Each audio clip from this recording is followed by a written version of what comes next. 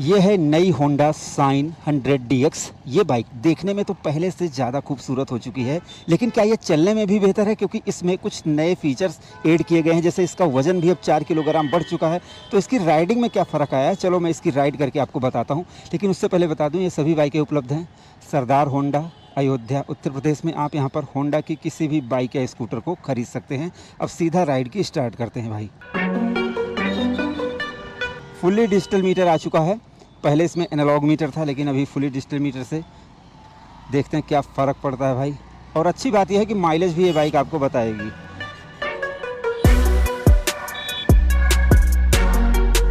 तो सबसे पहले मैं इसको माइलेज वाले पे लगा लेता हूँ सिलेक्ट करके। देखो यहाँ पर 86.9 किलोमीटर भगाता हूँ। 99 की माइलेज हो गई है, ये देख लो आप लोग। 99 की, अभी 59 की दे रही है, कभी 99 100 की देगी।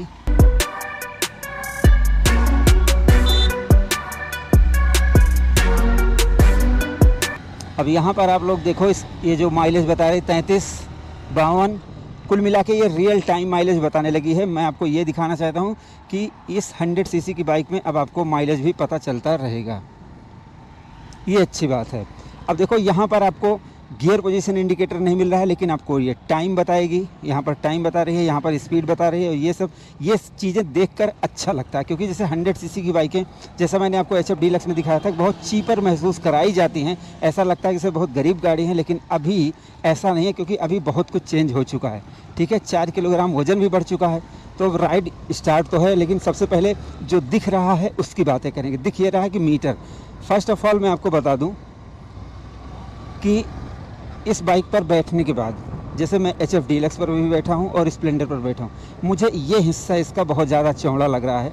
ठीक है, ये थोड़ा सा छोटा होना चाहिए बाइक के हिसाब से, क्योंकि टैंक आप देख रहे हैं और इसको देख रहे हैं, तो यहाँ पर ये थोड़ा सा छोटा होना चाहिए। बट जैसे SP का मीटर है तो उससे दिक्कत कोई नहीं है। मैं पहले बता दूँ, मैं दिक्कत नहीं बता रहा हूँ, बट छोटा होता तो थोड़ा सा और ज़्यादा अच्छा लगता, इससे दिक्कत कोई नहीं है।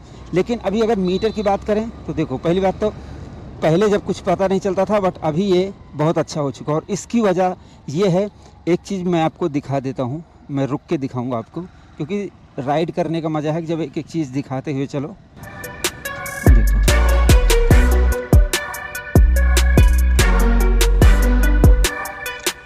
पहले मीटर यहाँ से चलता था, ठीक, अभी यहाँ से हटा के इंजन से कर दिया गया है। तो मीटर की वायर जो टूटती थी, अब वो भी टूटने उठने का कोई झंझट नहीं है। अभी यहाँ 0 माइलेज दिखा रहा है। जैसे मैं चलूँगा, रियल टाइम माइलेज इसको बोलते हैं। देखो 27 की आ गई तत्काल। और अगर मैं सिलेक्ट कर दूँ इसको, एवरेज 3.9 किलोमीटर प्रति लीटर। तो ऐसे बहुत सारी इन्फॉर्मेशन मिलती है। ज़्यादा मीटर पे टाइम नहीं ख़राब करेंगे, सीधा कुदा के देखते हैं ब्रेकर कि इसका सस्पेंसन कैसा है।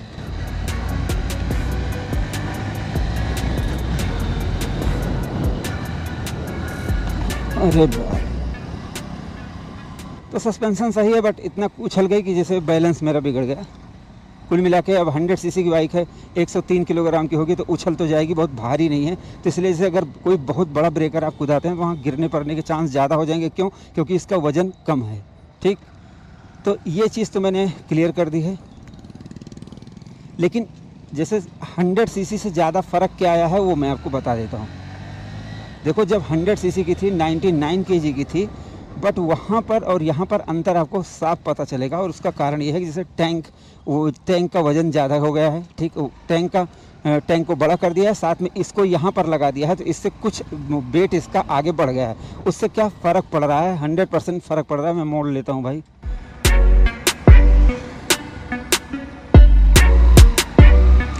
अभी देखो, चौथे गियर में उठ नहीं पा रही है, तीसरा करना पड़ेगा।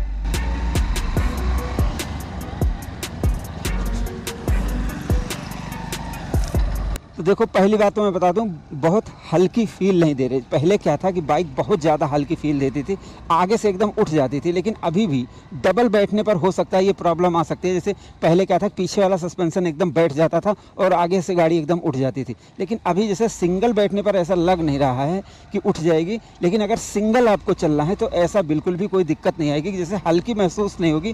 पहले से बहुत बेहतर हो गई है कि चलने में, मतलब वज़न के हिसाब से चलने में बेहतर हो गई है। और ब्रेकिंग की बात करें तो नॉर्मल जैसे जो ब्रेकिंग होती है 100 सीसी की ड्रम ब्रेक में वैसे ही है, कुछ इसमें बहुत बड़ा इम्प्रूवमेंट नहीं है।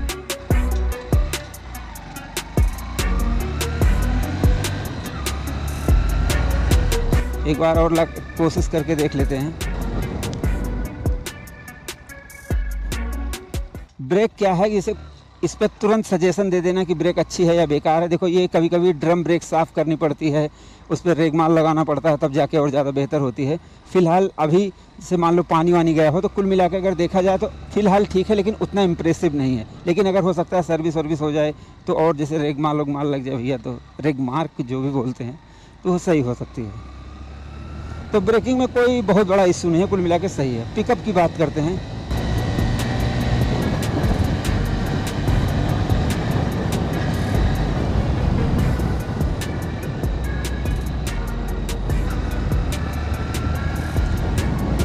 पिकअप की बात कर लेते हैं, थोड़ा देख भी लिया मैंने, ठीक है। पिकअप सही है 100 सीसी के हिसाब से, न्यूट्रल कर दिया मैंने।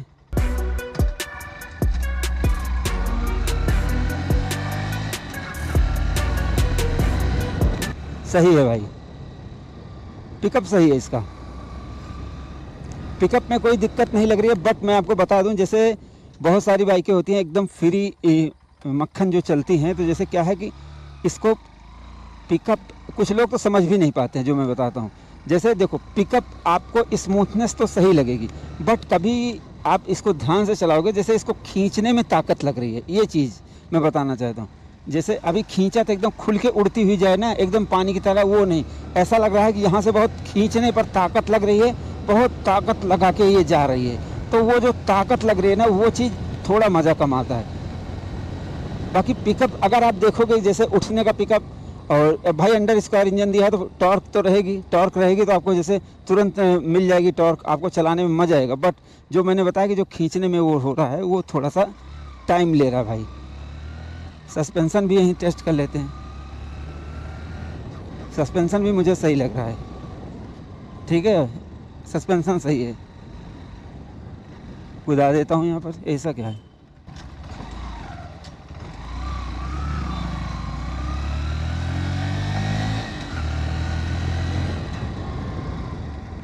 एक बार राहुल को बैठा के देख लेता हूँ डबल सवारी पे, क्या स्थिति है इसकी।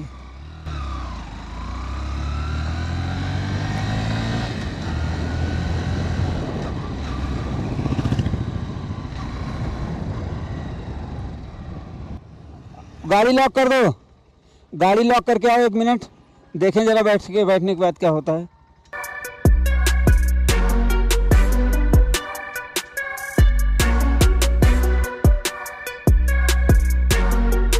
अब देखो डबल सवारी बैठ चुके हैं, यहाँ पर दिखा देता हूँ।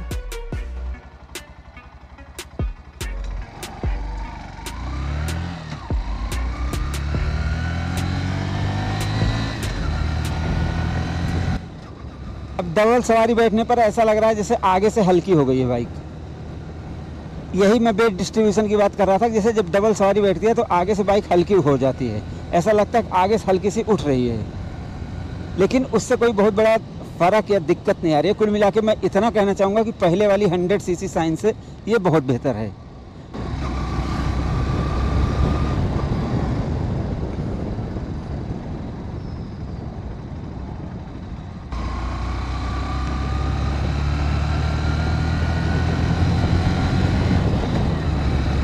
गियर भी स्मूथ पड़ रहे हैं भाई, वाइब्रेशन भी नहीं लग रही है। वहीं आओ,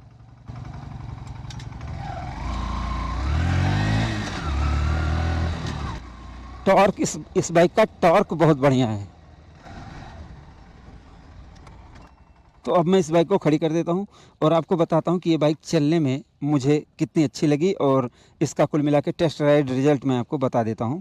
नई होंडा साइन 100 DX का, साइन 100 DX की मैंने राइड कंप्लीट कर ली, और अब बारी है रिजल्ट बताने की कि टेस्ट राइड में मुझे ये बाइक कैसी लगी। और आपके कुछ सवाल ये भी हैं कि क्या ये स्प्लेंडर से बेहतर है या फिर HF डीलक्स से बेहतर है, तो इन सवालों के भी जवाब मैं आपको इस वीडियो में देने वाला हूँ। सबसे पहले अगर हम बात करें कि अपने जो पहले वाले मॉडल है इनका साइन 100, क्या ये उससे बेहतर है, तो हाँ, मैं कहना चाहूँगा कि ये उससे कहीं ज़्यादा बेटर है, चाहे वो राइड की बात हो या फिर डिज़ाइन की बात है। इसके अलावा अगर हम बात करें कि जैसे ओवरऑल ये लगती कैसी है, जो पहले लगती थी तो उससे तो कहीं ज़्यादा बेटर लगती है। उसका कारण यह है, पहले वाला जो मॉडल था वो अपने टैंक की वजह से लोगों को पसंद नहीं आया, क्योंकि टैंक बहुत पतला था। अभी यहाँ पर इन्होंने टैंक चेंज कर दिया, साथ में ग्राफिक्स ऐड कर दिए, तो देखने में अच्छी लगती है। इसके अलावा इन्होंने फ्रंट लुक भी थोड़ा सा चेंज कर दिया, यहाँ पर क्रोम बेजल्स दे दिए, बट पब्लिक की डिमांड है कि यहाँ पर एलईडी लाइट होना चाहिए, क्योंकि एचएफ डीलक्स प्रो में एलईडी लाइट आपको मिल रही है। तो जैसे ये दिक्कत कोई नहीं है, बट अगर एलईडी हो जाती तो थोड़ा सा और ज़्यादा हो जाता, क्योंकि प्राइस इसकी लगभग 90,000 रुपये के आसपास आती है। तो अगर लुक देखा जाए तो कोई दिक्कत नहीं है, ठीक है। इसके अलावा अगर हम राइडिंग की बात कर लें, पहले ब्रेकिंग की बात कर लें, आगे 130 पीछे 110 mm की ड्रम ब्रेक है। अब यहाँ पर डिस्क की तो कोई डिमांड कर नहीं सकता, ब्रेकिंग सही है, बट मुझे लगता है कि अगर पीछे भी 130 mm की ड्रम ब्रेक दे दी जाए तो ब्रेकिंग और ज़्यादा इंप्रूव हो जाएगी, क्योंकि पीछे की ब्रेक उतनी ज़्यादा इंप्रेसिव नहीं है। दोनों मिलाकर आप लगाओगे तो कोई दिक्कत नहीं आएगी, बट अगर हो जाए तो कोई दिक्कत नहीं। सस्पेंशन पहले बैठने पर दो लोगों के एकदम ऐसे पिचक जाता था, अभी ये पहले से बेहतर हो चुका है। उतना ज़्यादा बैठता नहीं, लेकिन मुझे लगता है कि अगर थोड़ा सा और इम्प्रूवमेंट हो जाए तो कोई दिक्कत नहीं। लेकिन अगर मैं ब्रेकिंग और सस्पेंशन को बताऊं तो अगर आप इसको चलाते हैं तो कोई दिक्कत आपको लगेगी नहीं। अब ये आपके वेट के ऊपर होता है कि आपका वजन कितना है, कितने लोग बैठे हैं, ये सारी चीज़ें डिपेंड करता है। बट मेरे जैसे 5.9 इंच मैंने नाप लिया भाई, अब क्लियर, ठीक है, लगभग 70-75 किलोग्राम मेरा वजन है, तो मुझे बैठने में कोई दिक्कत नहीं। बट जैसे अगर 2-3 सवारी बैठा लोगे और कुछ जैसे ब्रेकर आया तो अपने वजन की वजह से थोड़ा सा उछल जाएगी, तो वहाँ पर बहुत सारी चीज़ें कंट्रोल करनी पड़ती है। अभी मेन चीज़, पहले ये 99 kg की आती थी, अभी 103 किलोग्राम होने के बाद क्या ये पहले से बेटर हो गई है? तो मेरे हिसाब से जब मैंने इसको ब्रेकर कुदा कर देखा तो वहाँ पर डिसबैलेंस हो गया, क्योंकि हल्की है बाइक।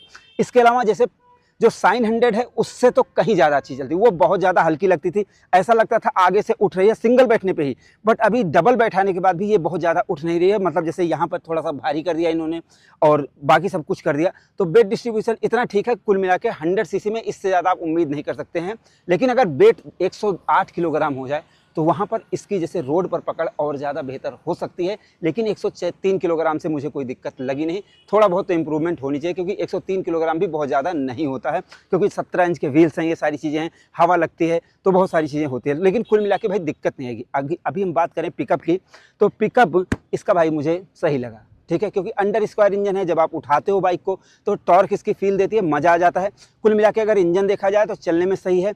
थोड़ा सा मुझे जैसे खींचने में ऐसा लगता था कि बहुत ज़्यादा ताकत लगानी पड़ रही है, बट प्रॉब्लम नहीं है। कुल मिला के 100 सीसी का जो इंजन है इनका वो सही है। अभी से ही इसमें ऐसा लगता है जैसे जो प्राइमरी गियर है वो थोड़ा बहुत आवाज़ कर रहा है, लेकिन कुल मिला के साइलेंट इंजन इन्होंने बनाया। अब आप कहना चाहोगे कि आप पूछना चाहोगे कि तुम कहना क्या चाहते हो कि सही है या नहीं, तो मुझे इसके इंजन में पिकअप और ये सारी चीज़ें सही लगी हैं, एकदम साफ शब्दों में बता रहा हूँ। तो लगभग मैंने क्लियर कर दी, वाइब्रेशन पता नहीं लगेगा आपको, और गियर स्मूथ हैं। मतलब मुझे साइन 125 से और एसपी 125 से ज़्यादा अच्छे इसके गियर लगे। मतलब गियर इस वाली पर्टिकुलर मॉडल के अटक नहीं रहे, कुल मिला के गियर सही लगे हैं, और कोई एक्स्ट्रा मुझे वाइब्रेशन या ये सारी चीज़ें नहीं लगी। अभी मेन चीज़, जब से ये लॉन्च हुई है लोग कह रहे हैं कि क्या ये स्प्लेंडर से है, तो अब स्प्लेंडर को ख़त्म कर डालेगी ऐसा वैसा। देखो भाई, स्प्लेंडर एक अलग चीज़ है, एचएफ डीलक्स एक अलग चीज़ है। मैंने कई उसकी वीडियो बनाई हुई है, आप जाकर उसको देख सकते हैं। इसका जो टेस्ट है, चलाने का जो आपका राइडिंग एक्सपीरियंस है वो डिफरेंट रहेगा, और स्प्लेंडर और एचएफ डीलक्स का अलग रहेगा। तो इसलिए मुझे लगता है कि इसको उनको कंपेयर ही करना बेकार है। अगर देखा जाए तो स्प्लेंडर और इसमें कोई कंपेयर बनता नहीं, क्योंकि वो अलग चीज़ है, उसका चलाने का मज़ा अलग है और इसका चलाने का मज़ा अलग है। अब जैसे आप एक बार चला कर देख कर आओ, मैं इसकी एक वीडियो कंपेयर करूँगा कि बाइक कौन सी अच्छी है चलाने में, और या फिर खरीदना कौन सी है, वो एक जैसे स्प्लेंडर और एचएफ से कंपेयर कर दूंगा। फिलहाल अभी अगर यहाँ पर इस बाइक की बात करें तो पहले से ये बेहतर हो चुकी है। सिंपल सी बात है कि पहले जो मॉडल साइन 100 आ रहा था उससे तो ये बहुत ज़्यादा बेटर हो चुकी है। आप अगर इसको चलाए हैं तो आप बताइए कि आपको भाई ये बाइक कैसी लगी, ठीक है। और बाकी हमारी वीडियो पसंद आई हो, प्लीज़ लाइक से सब्सक्राइब करना बिल्कुल भी ना भूलें। तो हमारी इस वीडियो को देखने के लिए, हमारे इस चैनल पर आने के लिए आपका दिल से धन्यवाद। आपका दिन शुभ रहे, धन्यवाद।